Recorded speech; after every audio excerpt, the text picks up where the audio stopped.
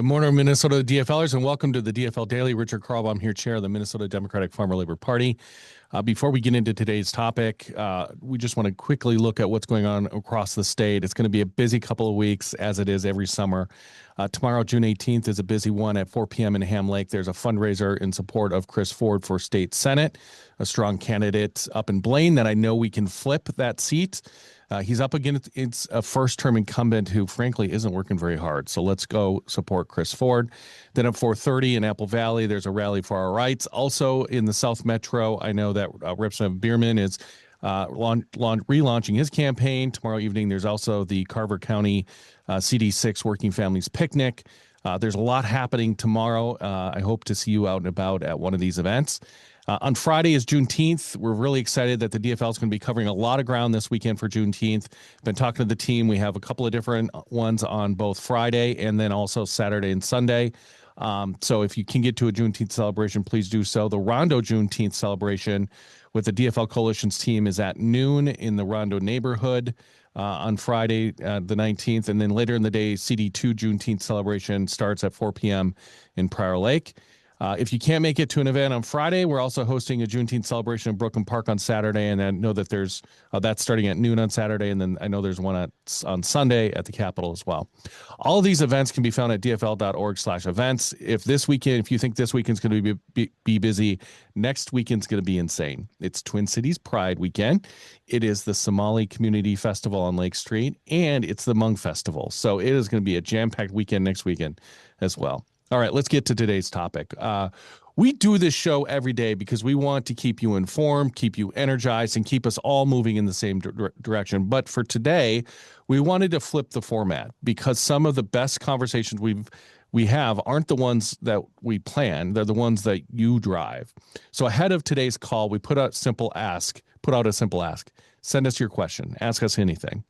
What's on your mind? What's frustrating you? What are you hearing at the door? What's keeping you up at night? What do you want to know about what's next on the road to toward Election Day? And you delivered. You filled out the form.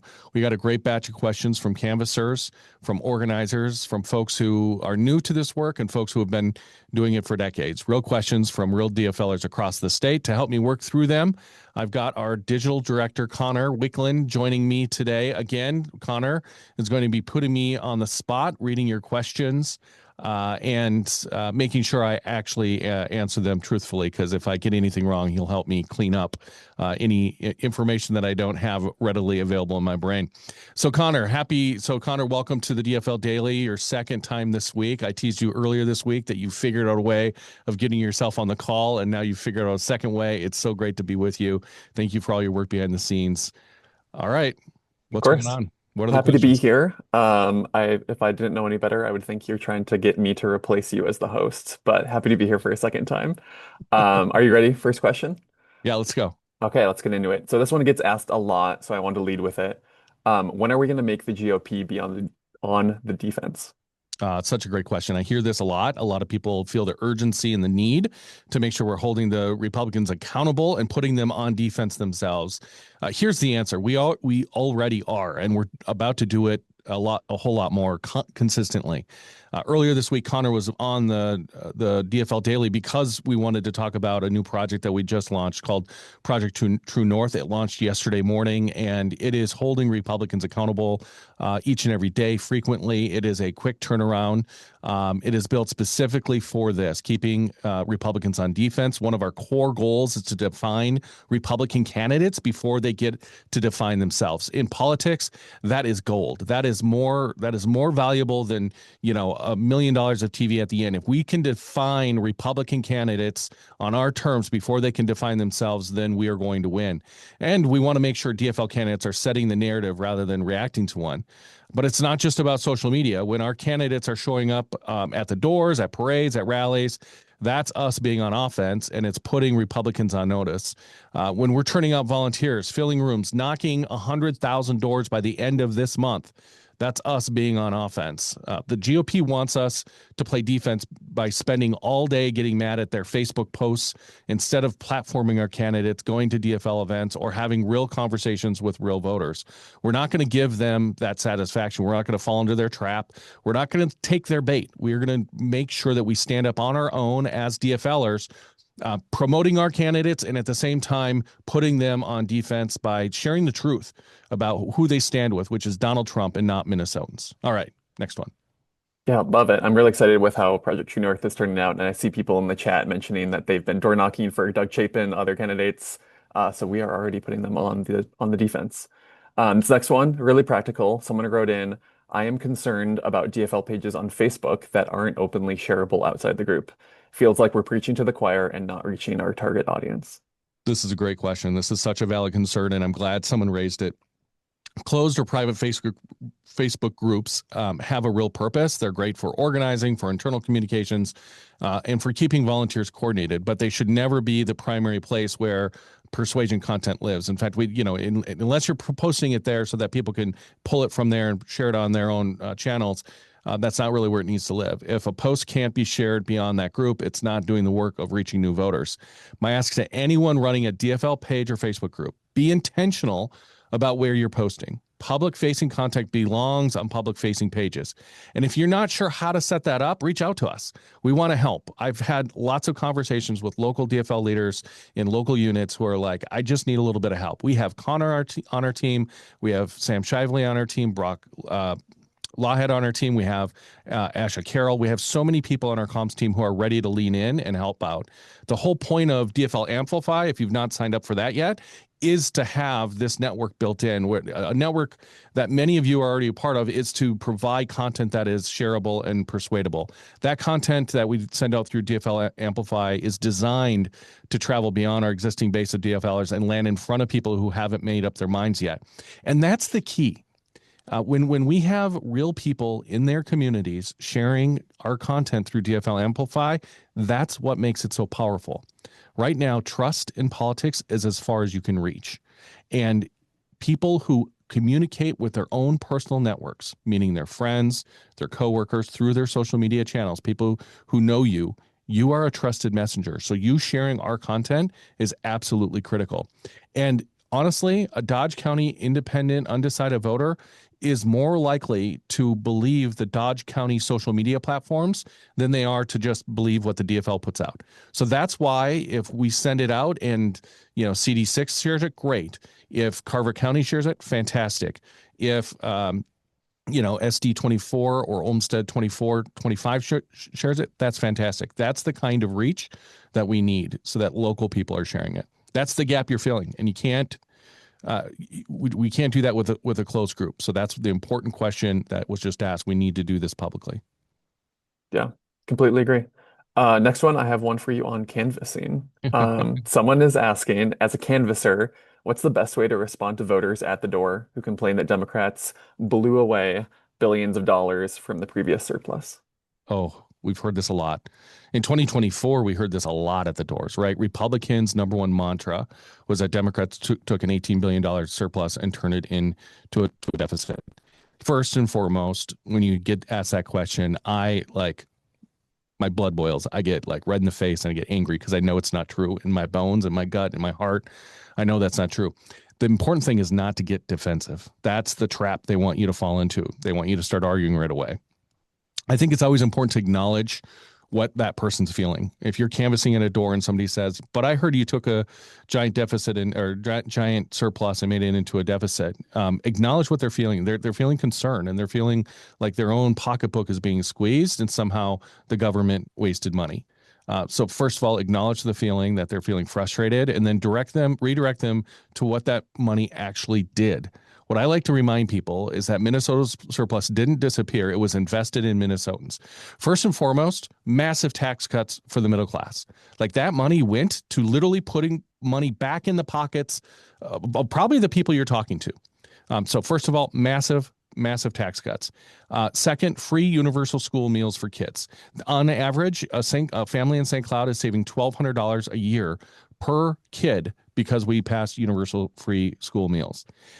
It paid for paid family medical leave. It paid for housing investments and transit investments and childcare that working families actually use. These are actual investments. And then I like to remind people, the single biggest investment made with that surplus was that Democrats put $3 billion into the state savings account because we knew Donald Trump's economy was going to create chaos and potential recession. And so literally Democrats, the biggest single investment we made in 2023 was to put $3 billion in the bank. I think you can also ask a question back, which is, what would you have done with that surplus?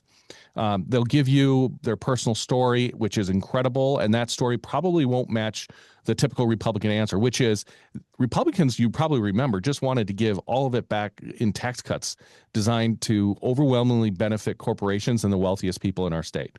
Those are Trump-style tax cuts for billionaires and ballrooms that we just absolutely refused to do on the DFL side. We chose to invest in Minnesota families, and that's a choice that we are darn proud of.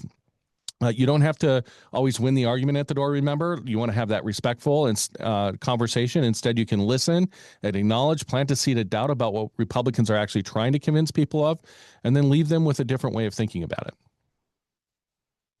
Yeah, I love that. Seeing the person at the door is super important. Acknowledge their concerns, meet them where they're at. That's how we build these real connections.